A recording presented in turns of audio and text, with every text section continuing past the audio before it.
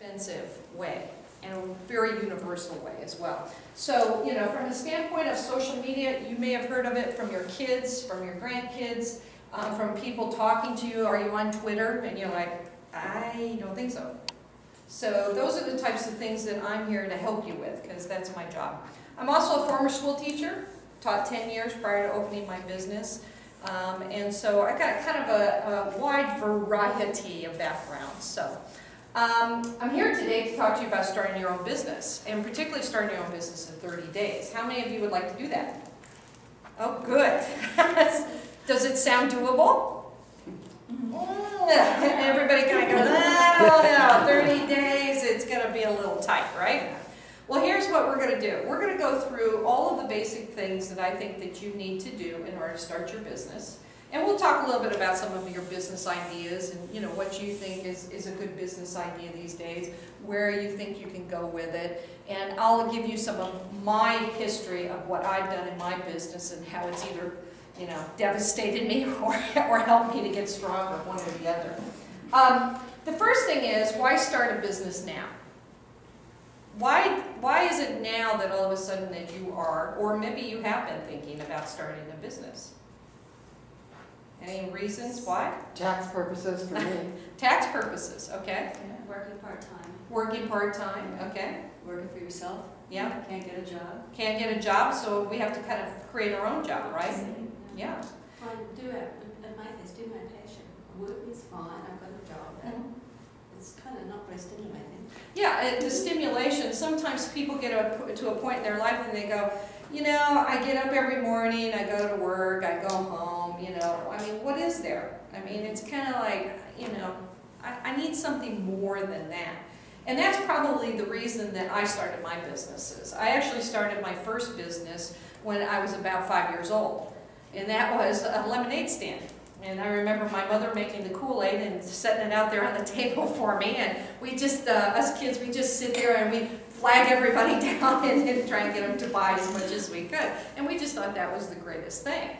My first real business was a kind of an educational business. I started that when I was still teaching. So I did it part-time. I was doing it at nighttime, and there were some late evenings where I was at Kinko's, you know, cutting things out, printing things, and trying to get things packaged so that I could get it sent out to the people that had ordered for it.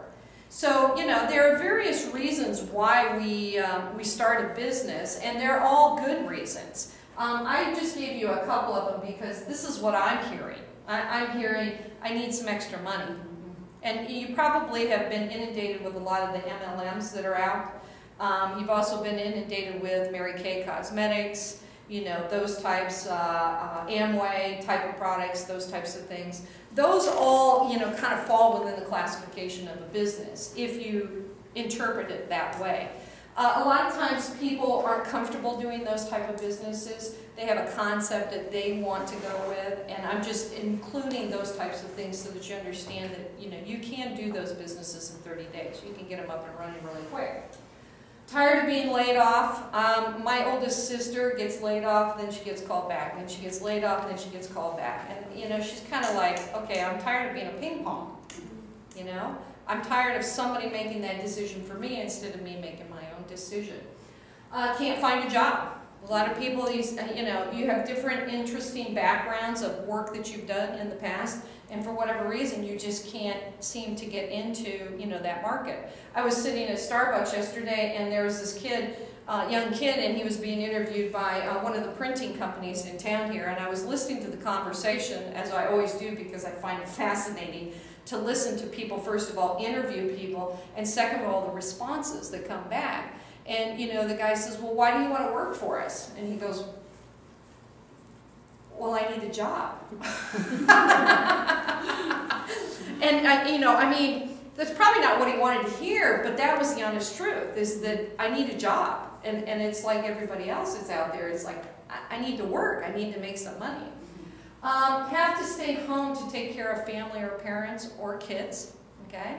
A lot of mothers have come up with some awesome ideas while their kids are young because of something that happened, And so they go, oh, I wish I had this, and so they go, well, why can't we create that? And so they kind of get carried away while they're being mom at the age of 5 and 6 years old, till the kids go to school, and then they have a little more time during the day that they can work on that project as well. So there are many, many, many, many different reasons. So why do you want to start a business?